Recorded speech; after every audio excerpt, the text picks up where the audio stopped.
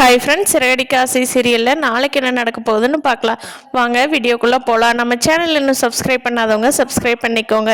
முத்துவும் மீனாவும் அடுத்த நாள் வந்து ஹாஸ்பிட்டலுக்கு அந்த அம்மாவை டிஸ்சார்ஜ் பண்ணி நம்ம வீட்டுக்கே கூட்டிகிட்டு போயிடலாம் அப்படின்னு சொல்லிட்டு கிளம்பி வர்றாங்க. கிறிஷை கூட்டிகிட்டு வந்து பார்க்குறப்ப ரோஹிணியோட அம்மா ஹாஸ்பிட்டல்ல இல்லை.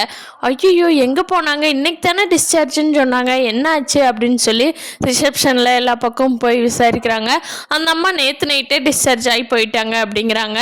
சரி, ஓகே, அவங்களுக்கு ஃபோன் பண்ணி பார்க்கலாம் அப்படின்னு சொல்லிட்டு முத்து ஃபோன் பண்ணி பார்க்குறாரு. அந்த அம்மாவோட நம்பர் சுவிட்ச் ஆஃப்னு வருது. அந்த அம்மா வந்து கிறிஷ் கெஞ்சி கேட்டதுனால, நான் அந்த வீட்லேயே இருக்கிறேன் பாட்டின்னு கேட்டதுனால, ஓகே நம்ம இங்கேயே இருந்தோம்னா ரோஹிணி வந்து நம்மளை கூட்டிகிட்டு போயிட்டு கிறிஷை கொண்டு வந்து நம்ம கூட விட்டுருவா, பாவம் அந்த பையன் அந்த வீட்டில் ரொம்ப சந்தோஷமாக இருக்குங்காட்டித்தானே நம்மக்கிட்ட இவ்வளோ கெஞ்சி கேட்குது, ரோஹிணி பையனை நினைக்க மாட்டா அப்படின்னு சொல்லி, அதனால் நம்ம எங்காவது வெளியில் கிளம்பி போயிட்டோன்னா தான் கிறிஷ் வந்து முத்து மீனா அந்த வீட்டில் வச்சுப்பாங்க, ரோஹிணியும் எப்படியோ பார்த்துக்கிட்டு அப்படின்னு சொல்லிட்டு அவங்க அம்மா கிளம்பி போனது. இந்த விஷயம்லாம் முத்து மீனாவுக்கு தெரியாதே. அவங்க பாவம் எல்லா பக்கமும் தேடி பார்க்குறாங்க. ஆனால் அவங்க அம்மாவை கண்டுபிடிக்கவே முடியல. அவங்க அம்மா வந்து வெளியூர் கிளம்பி போயிட்டாங்க. முத்துவும் மீனாவும் வேற வழி இல்லாதனால கிறிஷா அவங்க வீட்டுக்கே கூட்டிகிட்டு போயிட்டாங்க. ஆனால் இதை தெரிஞ்ச ரோஹிணிக்கு தான் பெரிய கஷ்டம்.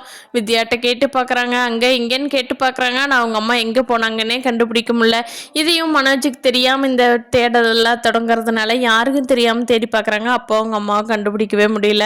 மனோஜ் வந்து காலையில் ஓகே நிறைய ஆர்டர்லாம் நமக்கு வந்துருச்சு இந்த சீட்டு போட்ட ஆப்ஷனில், அதனால் இந்த பணத்தை எடுத்து நம்ம வந்து அங்கே கம்பெனியில் கொடுத்து அவங்களுக்கு தேவையான என்னென்ன பொருள் கேட்டிருக்காங்களோ அதெல்லாம் இன்னும் ஹியூஜ் ஆஃப் வெரைட்டிஸ் கொண்டு வந்து வைக்கலாம், அப்போ தான் மக்களுக்கு ரொம்ப பிடிக்கும்னு, நம்மகிட்ட தான் பணம் நிறைய இருக்குல்ல அப்படின்னு சொல்லிட்டு போய் லாக்கரை ஓப்பன் பண்ணி பார்க்குறாரு. அதில் பணத்தை காணோம்.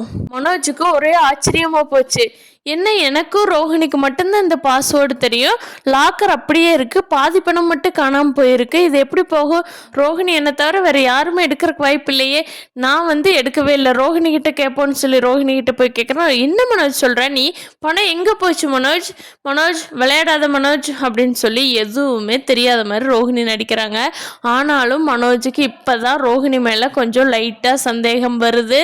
ஆனாலும் இந்த பணத்தை காணாமே, என்ன பண்ணுறது, போலீஸ் ஸ்டேஷனில் போய் கம்ப்ளைண்ட் கொடுப்போம் அப்படின்னு சொல்லிட்டு மனோஜ் ஐடியா சொல்கிறாங்க.